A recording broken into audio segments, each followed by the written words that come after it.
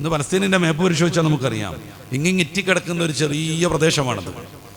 മുഅ്മിനീങ്ങളുടെ അഭിമാനമാകുന്ന ഖുദ്സ് അടക്കം, ജെറൂസലേം അടക്കം കവർന്നെടുക്കുകയും അതിനുവേണ്ടി നിരന്തരമായി അവരെ പോറ്റി വളർത്തുന്ന ഭീകര രാഷ്ട്രങ്ങളുടെ പിന്തുണയോടുകൂടെ യുദ്ധം ചെയ്യുകയും അങ്ങനെ ആ നാട് കുട്ടിച്ചോറാക്കുകയും ചെയ്തു ഈ ജൂത സയനിസ്റ്റ് രാജ്യം. അവർക്ക് ബൈബിളുമായി ബന്ധപ്പെട്ട കുറച്ച് ചർച്ചയ്ക്ക് പ്രസക്തിയുണ്ട്, ഞാൻ അങ്ങോട്ട് പോവല്ല. പണ്ട് വാഗ്ദാനം ചെയ്യപ്പെട്ട ഭൂമിയാണതെന്ന് പറയുന്നു. എന്നാൽ ലഭ്യമായ ഈ പലസ്തീനിൻ്റെ 60% മാത്രമല്ല അവരുടെ ഉദ്ദേശത്തിലുള്ളത്. ലബനാനും സിറിയയും ജോർദാനും സൗദിയും ഒക്കെ വിശാലമായ ഇസ്രായേൽ രാഷ്ട്രത്തിൻ്റെ സ്വപ്നത്തിൽപ്പെടുന്നു. അതുകൊണ്ട് ആ മേഖലയിൽ നിരന്തരമായി സംഘർഷങ്ങൾ ഉണ്ടാക്കണം. ഓരോ നാടിനെയും ഏതെങ്കിലും പേര് പറഞ്ഞ് അധിനിവേശം നടത്തിക്കൊണ്ടിരിക്കണം.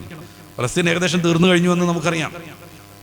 ലോകത്തിൻ്റെ മുമ്പിൽ ഒരു നാണവും മാനവുമില്ലാതെ, നീതിക്ക് യാതൊരു പ്രസക്തിയുമില്ലാതെ ക്രൂരമായ അക്രമങ്ങളാണ് സയനിസ്റ്റ് ലോബി നടത്തിക്കൊണ്ടിരിക്കുന്നത്. പലസ്തീനിൽ നിന്ന് പിരിഞ്ഞുപോയ ആദ്യഘട്ടത്തിൽ, യുദ്ധത്തിൻ്റെ ആദ്യഘട്ടത്തിൽ, യുദ്ധം എന്നൊക്കെ പറയുന്നത് ഈ പ്രചരിപ്പിക്കപ്പെടുന്ന വേർഡ് എടുക്കുകയാണ് കേട്ടോ. ഒരു നിസ്സഹായരാകുന്ന സമൂഹത്തിന് മുന്നിൽ അവരുടെ വസ്തുവകകൾക്ക് മുകളിൽ, അവരുടെ മക്കൾക്ക് മുകളിൽ ക്രൂരമായ രീതിയിൽ ക്ലസ്റ്റർ ബോംബും മറ്റും കൊണ്ടുപോയി ചെരിയുന്നതിന് യുദ്ധം എന്നല്ല പറയാം.